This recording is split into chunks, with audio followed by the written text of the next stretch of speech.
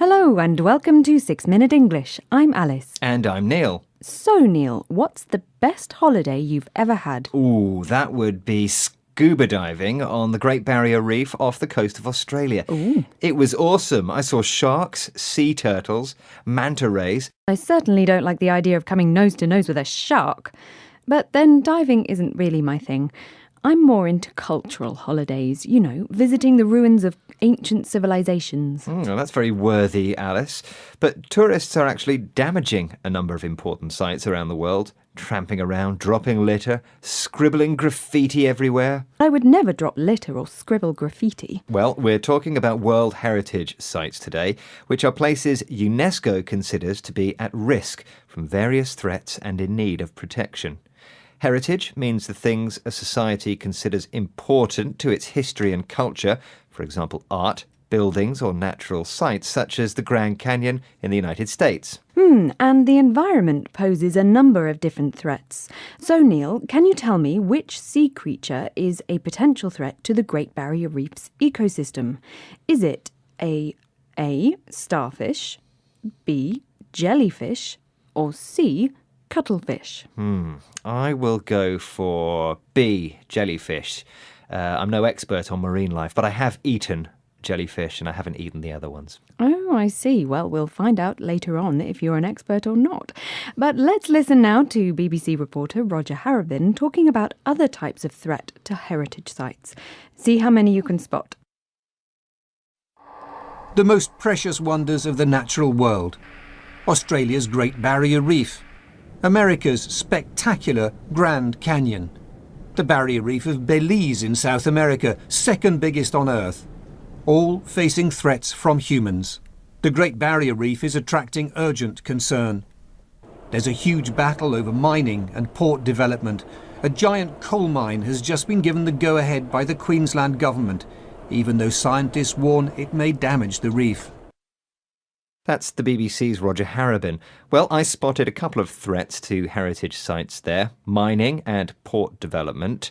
Now, any type of industrial activity can harm them by, for example, encroaching on the natural habitat of animals and plants living there, or by polluting the water that flows into the site. Mining is the process of extracting coal or other minerals from the ground, and if you encroach on something, it means you move beyond acceptable limits. The interesting thing is that World Heritage Sites only constitute 0.5% of the Earth's surface. So why can't people do their mining and industrial development on the remaining 99.5%? But there's one human industry that can actually be beneficial for precious sites. Tourism. But you said earlier that tourism was bad for heritage sites. I know, and I was right, up to a point. World Heritage Sites are some of tourism's main attractions, and more people are visiting them.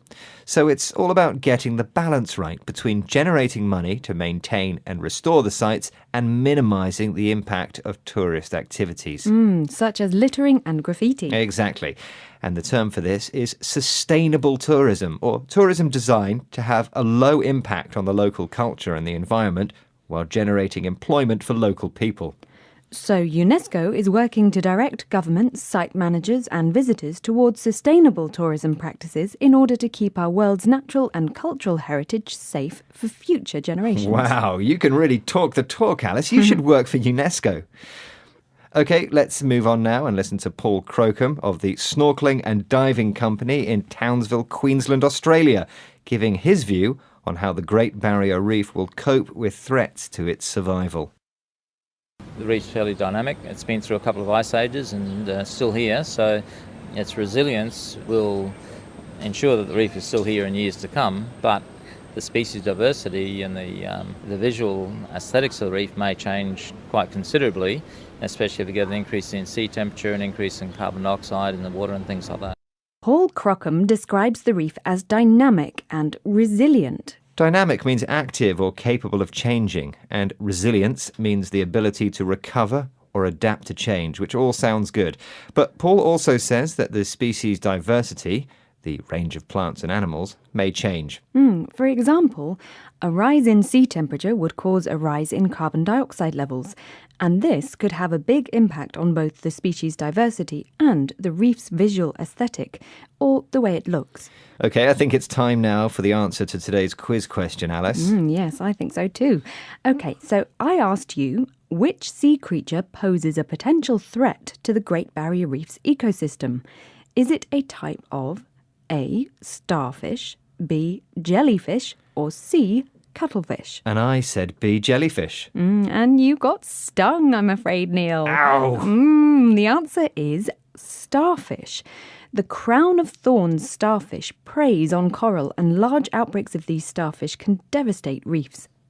Now, can you remind us of some of today's vocabulary, Neil? Sure. Heritage. Encroach on something. Sustainable tourism. Dynamic. Resilience. Species diversity. Visual aesthetic. Well, that's the end of today's 6-Minute English. Don't forget to join us again soon. Bye. Goodbye. 6 Minute English from bbclearningenglish.com.